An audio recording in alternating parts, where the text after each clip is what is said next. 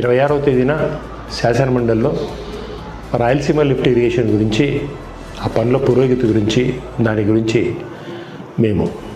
నేను పెద్దలు రామ్ సుబ్బారెడ్డి గారు, సిపాయి సుబ్రహ్మణ్యం ముగ్గురు ఎమ్మెల్సీలము ప్రశ్నించడం జరిగింది. ప్రభుత్వం దగ్గర నుంచి ఏమాత్రం సరైన సమాధానం మాకైతే రాలేదు. మేము క్లియర్గా అడిగాం, జీవనాడిగా మాకు అవసరం, అది మనకు ప్రాణాధారంగా ఉంటుంది. 800 అడుగుల లోపలనే తెలంగాణ వాళ్ళు నీళ్లు తీసుకెళ్ళిపోతూ ఉన్నారు. పాలమూరు రంగారెడ్డి ద్వారా 1.5 టీఎంసీ, దిండి ద్వారా 0.5 టీఎంసీ, ఆ రకంగా 60 రోజులు 120 టీఎంసీలు వాళ్ళు తీసుకెళ్ళిపోతూ ఉన్నారు.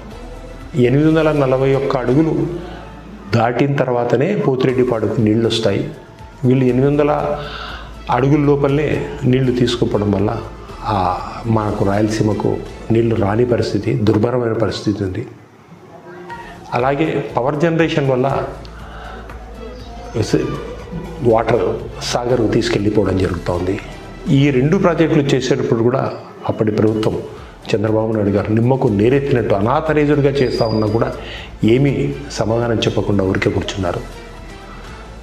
కాబట్టి మాకెంతో అవసరమైనటువంటి, మాకు హక్కుగా రావాల్సినటువంటి 101 టీఎంసీల కోసం అని చెప్పేసి మేము పోతిరెడ్డిపాడు దగ్గర రాయలసీమ లిఫ్ట్ ఇరిగేషన్ చెప్పేసి మా రాయలసీమ వాసి అయినటువంటి, మా రాయలసీమ బాధలు తెలిసిన వాసి అయినటువంటి మా జగన్మోహన్ రెడ్డి గారు రాయలసీమ లిఫ్ట్ ఇరిగేషన్ స్కీమ్ను స్టార్ట్ చేయడం జరిగింది. నా అంచనా ప్రకారం 70 to 80% వరకు జరగడం కూడా జరిగింది. తర్వాత ప్రభుత్వం మారడము, వాళ్ళు నేషనల్ గ్రీన్ ట్రిబ్యునల్లో కేసు పెట్టడము, దానివల్ల కొంతవరకు పొరులు ఆగిపోవడం జరిగింది.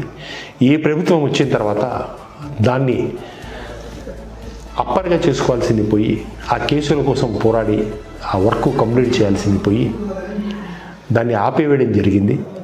మేము మండల్లో క్లియర్గా రేవంత్ రెడ్డి తెలంగాణ అసెంబ్లీ సాక్షిగా నేను 4 వాల్స్ కింద మాట్లాడి చంద్రబాబు నాయుడుతో రాయలసీమ లిఫ్ట్ ఇరిగేషన్ పనులు ఆపించాను, కావాలంటే ఒక నిజ నిర్ధారణ కమిటీ వేసుకొని మీరు పోయి చూడండి అని చెప్పడం జరిగింది. ఇది నిజమా, ఇది అబద్ధమా, దీనికి మీ సమాధానం ఏమని మంత్రి గారిని, రామానాయుడు గారిని నేను అడగడం జరిగింది. వాళ్ళు దానికి సరైన సమాధానమే చెప్పట్లేదు. వాళ్ళు రాజకీయ ప్రయోజనాల కోసం చెప్పారు తప్ప వేరే ఏమీ కాదు అంటారు. సరే, రాజకీయ ప్రయోజనాల కోసమే చెప్పాను అనుకుందాం. మాకు రావాల్సిన నీళ్ళను దానికోసం ఏం వర్క్ చేస్తూ ఉన్నారు మీరు? కోర్టులో కేసు ఉంది, దాని క్లియరెన్స్ కోసం ఏమైనా చేస్తున్నారా? దానికి డబ్బులు ఏమైనా శాంక్షన్ చేశారా? రాయలసీమ లిఫ్ట్ ఇరిగేషన్ పనులు ఎప్పుడు క్లోజ్ చేస్తారు, ఎప్పుడు మొదలు పెడతారు, ఎప్పుడు కంప్లీట్ చేస్తారు అని అడిగితే దానికి సరైన సమాధానం చెప్పరు. చంద్రబాబు నాయుడు గారు ఏమంటారండి, 20 టీఎంసీలే కదా అని పబ్లిక్ మీటింగ్లో ఉంటారా? 2 లక్షల ఎకరాలు పారుతాయి. 2 లక్షల ఎకరాలు సస్యశ్యామలం అవుతుంది 20 టీఎంసీలతో. మీకు అది కనపడడం లేదా? మేము రాయలసీమ వాసులము చుక్క చుక్కకు ఇబ్బంది పడే పరిస్థితి. ఆంధ్ర రాష్ట్రం అంతా చూస్తుంది. అనంతపురం కరువు టైంలో మా పళ్ళ తోటలు నిలబెట్టుకోవడం కోసం అని చెప్పేసి ట్యాంకర్లతో తీసుకొని పోయి ఎంత కష్టపడి వేసుకుంటూ ఉంటాం, బతికించుకుంటాం చెట్లు. మీకు 20 టీఎంసీలు కళ్ళకు కనపడకుండా పోతూ ఉన్నాయి. వలసలు పోతాం, ఊళ్ళు ఖాళీ చేస్తూ ఉన్నాం, ఆత్మహత్యలు చేసుకుంటా ఉన్నాం నీళ్లు లేక.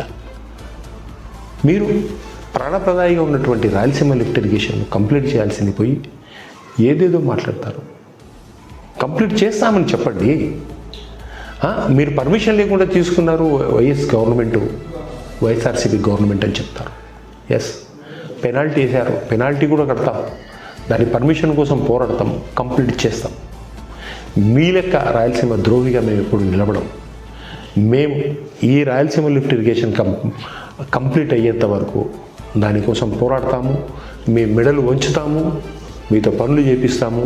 మీరు చేయని పక్షంలో రాబోయేది మా జగనన్న ప్రభుత్వము. మేము ఖచ్చితంగా దాన్ని కంప్లీట్ చేస్తాము. అందులో భాగంగానే రేపు 1వ తేదీ కడపలో అందరు నాయకులతో, సజ్జల రామకృష్ణారెడ్డి గారు, పెద్దిరెడ్డి రామచంద్రారెడ్డి గారు, అందరి నాయకులతో కలిసి అక్కడ రౌండ్ టేబుల్ సమావేశాన్ని ఏర్పాటు చేస్తున్నాము. మా కార్యాచరణ తెలుపుతాము. ఇది Rayalaseema lift irrigation scheme complete చేసేంత వరకు మేము పోరాడుతూనే ఉంటామని చెప్పేసి చెప్తున్నాను. మీ ద్వారా రాయలసీమ రైతు నాయకులకు అందరినీ, రైతులకు కూడా అడిగేది ఏమంటే, చేతులెచ్చి నమస్కరించి నేను అడుగుతా ఉన్నాను, మా రాయలసీమకు హక్కుగా రావాల్సినటువంటి దానికోసం పోరాడతాం. రాజకీయాలను వదిలేసి మా రాయలసీమ సస్యశాలం చేసుకునే రకానికి మీరందరూ కలిసి రావాలని చెప్పేసి మీ ద్వారా విన్నవించుకుంటా ఉన్నాను. నమస్తే.